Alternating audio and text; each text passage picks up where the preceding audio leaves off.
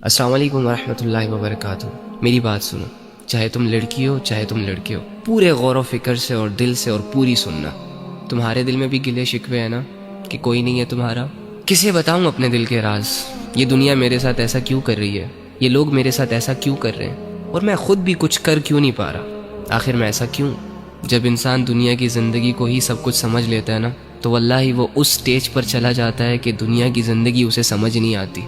Any how, تو ایک کام کر، آج رات جب سب سو جائے نا، تو چھپکے سے اٹھنا، کسی کو کانوں کان خبر نہیں ہونی چاہیے، اور سب سے الگ تھلگ ہو کر جا نماز پکڑ، بچھا اور اس پر کھڑا ہو جا، ہاتھ باندھ، آنکھیں بند کر، امیجن کر کہ تیرا رب تیرے سامنے کھڑا ہے، وہ رب جس کا تو بندہ ہے، اور اسے اپنا سب کچھ مان، اور یہ تصور کر کہ آج میں اپنے رب کو اپنی حالت دکھانے آیا ہوں، آج میں اپنے رب سے اس دنیا کی شکایتیں کرنے آیا ہوں، آج میں اپنے رب سے دل کے راز بیان کرنے آیا ہوں۔ 2 رکعت نفل نماز پڑھ، اور نماز پڑھنے کے بعد جھولی پھیلا دے، ہاتھ اٹھا دے، بچھا دے خود کو، اور دل کی گہرائیوں سے پکار اپنے اس رب کو جو تیرے دل کے حال کو جانتا ہے، جو تب بھی تیرے ساتھ تھا جب دنیا تیرے ساتھ نہیں تھی، جو تب بھی تیرے ساتھ تھا جب دنیا تجھے جانتی نہیں تھی، اور جو آج بھی تیرے ساتھ ہے۔ وہ اکیلا کافی ہے تجھے سنبھالنے کے لیے۔ اگر تو گر چکا ہے تو وہی تجھے اٹھا سکتا ہے۔ اس یقین، اس امید، اس تصور کے ساتھ اپنا حال دل اپنے رب کو سنا۔ ایک آنسو کا قطرہ نکل آیا نا، یا تیری آنکھیں صرف نم ہو گئی، یا چلو اگر تمہیں صرف اتنا احساس ہو گیا کہ میں اللہ کے سامنے بیٹھا ہوں، میں اللہ ہی سے بات کر رہا ہوں، یقین کر کے اٹھنا کہ تیرا رب تجھ سے راضی ہے۔ اللہ کے سامنے کھڑے وہی ہوتے ہیں جن کو اللہ کی ضرورت ہوتی ہے۔ تو اللہ کے بندو، آپ کے مسئلے کس نے حل کرنے ہیں؟ عاملوں نے؟ کالے جادو والوں نے؟ کس نے کرنے آپ کے مسئلے حل؟ اللہ نے کرنے ہیں نا۔ تو اللہ کہاں ہے؟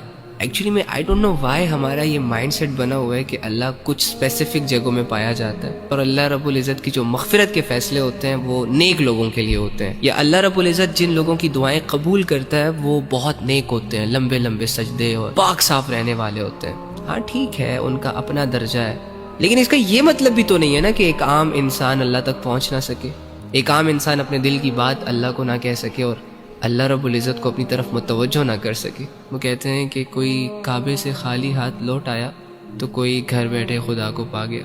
آپ کو نہیں لگتا کہ جو کمزور ہوتے ہیں، جو عام لوگ ہوتے ہیں، جو مظلوم اور فقیر قسم کے لوگ ہوتے ہیں، جو خالی ہاتھ ہوتے ہیں، معاشرے کو زیادہ تر ترس انہی لوگوں پر آتا ہے؟ تو اگر آپ اپنے آپ کو یہ مان بیٹھے ہیں کہ ہم گنہگار ہیں، ہم بدکار ہیں، تو دوسری جانب یہ بھی تو یقین کر سکتے ہیں نا کہ اللہ رب العزت آپ کی طرف زیادہ رجحان کرے گا۔ اللہ کے بندو، اللہ کہہ رہے میں تمہارے شارک کے بھی قریب ہوں۔ اس اللہ سے اپنے مسئلے حل کرواؤ جو اللہ ساری زبانوں کو سمجھتا ہے، جو اللہ دل کے حال کو جانتا ہے۔